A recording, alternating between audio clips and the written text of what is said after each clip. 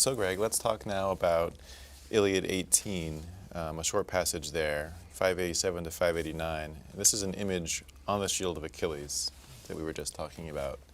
Every one of those three words that you see in the last two lines as we have formatted them here, stathmoi, klisiai, and sēkoi, are indicators of the status of Achilles and all the heroes of the Iliad who fought in the Trojan War as cult heroes, not just epic heroes, but cult heroes.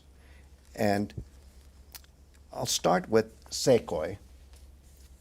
Sēkoi is simply a fold that contains sheep, so it's an enclosure. Mm-hmm. And sometimes, but not always, that fold has a thatched roof, let's say, or some kind of protection from the elements, so that when a shepherd tending the sheep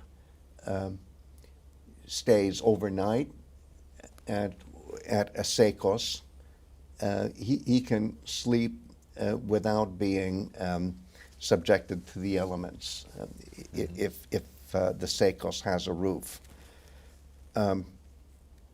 Stathmoi is like a stand, that is to say, something that can hold a thatched roof. And then klisiā is literally a lean-to.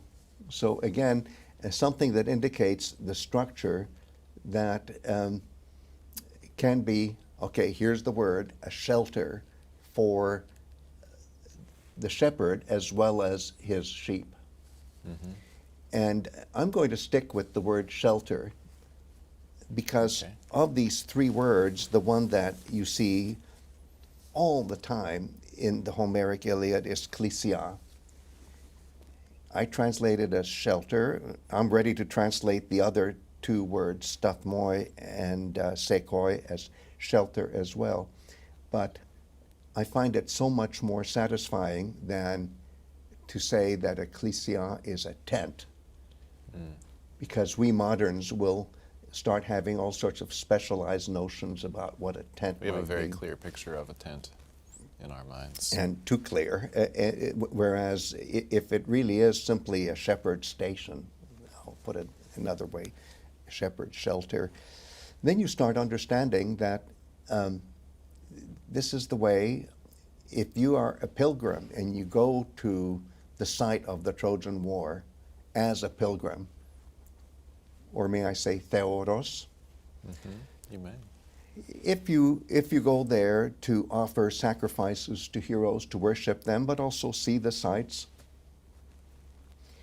and all the things that go with what Christians would call pilgrimage. Right.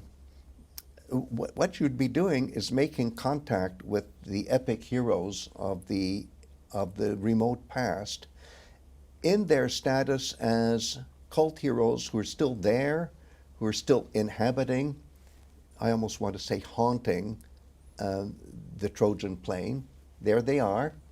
And what you do actually is offer them sacrificial sheep. In other words, as a devout pilgrim, you would sacrifice to your favorite hero, let's say Achilles or Ajax, if you're being very adventurous, because Ajax is a tricky hero to worship. But in any case, if you want to sacrifice to them, you sacrifice a sheep. At the same time, these places are inhabited by shepherds and their sheep, and these stations, these cult places, are where shepherds keep their sheep. But they're also where Achilles in his glory days lived, where Agamemnon lived, where Ajax lived, where Odysseus lived. Each one of them had a klisiā. And of course, we treat the klisiā as some kind of headquarters or receiving room or something, because oftentimes the narrative is making the dwelling of the hero in the Trojan plain something that can be related to if you think of these heroes as actually living there as epic heroes, but the epic hero is also living there in a timeless kind of way, as a cult hero into the present. And it's all here. And how wonderful that the snapshot of these three different ways of visualizing the shelter of a cult hero happens on the Shield of Achilles. The picture of the hero's world beyond his epic world and extending into the world of the here and now.